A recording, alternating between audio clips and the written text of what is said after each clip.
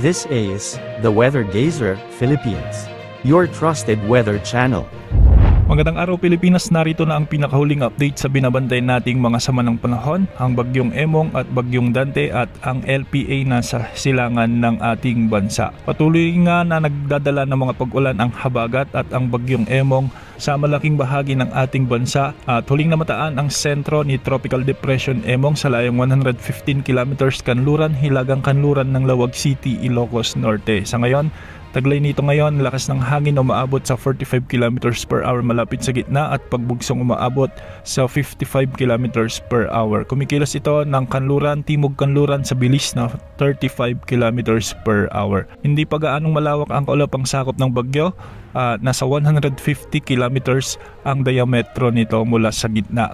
Dahil dito nakataas na ang Tropical Cyclone Wind Signal number 1 sa Ilocos Norte, ang kanlurang bahagi ng Ilocos Sur, ang northwestern portion ng La Union at ang kanlurang bahagi ng Pangasinan. Ang mga lugar na ito ay inaasang makakaranas na ng mga pag-ulan at pagbugso ng hangin, kaya mag-ingat po sa mga kababayan natin na nasa taas o na nakataas ang signal number 1. Inaasang kikilos naman si Bagyong Emong sa mga susunod na oras ng patimog kanluran at mag-iikot ito sa may West Philippine Sea bukas dahil sa interaksyon nito kay Bagyong Dante. Sa mga susunod na araw ay kikilos ito ng hilagang silangan at posibleng maglandfall ito sa Ilocos region, particular sa Ilocos Sur o Ilocos Norte. Tatawirin nito ang ilang bahagi ng Apayao o di kaya naman ay Babuyan Islands at Batanes Island. Bukas inaasahan din na mas lalakas pa si Bagyong Emong bilang tropical storm category, kaya hindi rin inaalis ang posibilidad na itaas ang Tropical Cyclone Wind Signal number 2, lalong-lalo na sa Pangasinan, La Union, Ilocos Norte at Ilocos Sur. Samantala, isa pang bagyo ang patuloy nating minomonitor.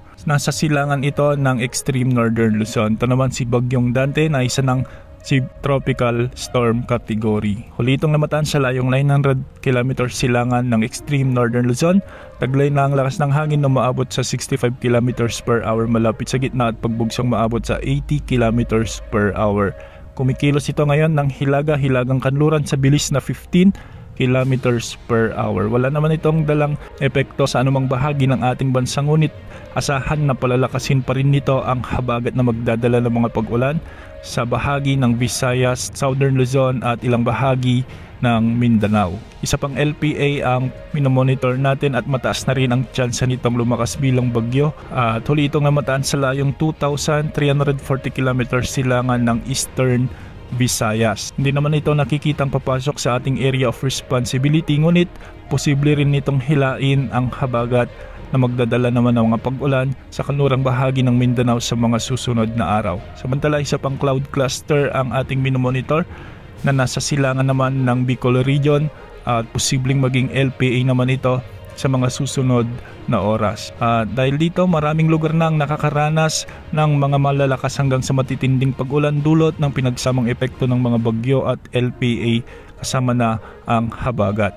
Ang buong Ilocos region, ang buong Cordillera Administrative Region, ang mainland Cagayan, ang buong Central Luzon, Metro Manila, Calabarzon, Mimaropa at ang ilang bahagi ng Western Visayas kasama na ang Bicol region ay posible nang makaranas ng mga pag-ulan at posible ang banta ng mga pagbaha at pagguho ng lupa. Bukas asahan pa na mas lalakas ang mga pag-ulang mararanasan ng Ilocos Region, Cordillera Administrative Region kasama na ang Central Luzon, Metro Manila at ang halos buong Southern Luzon. Mag-ingat po sa ating mga kababayan na ilang araw ng inuulan at manatiling nakantabay sa mga updates ukol sa binabantayan nating mga sama ng panahon.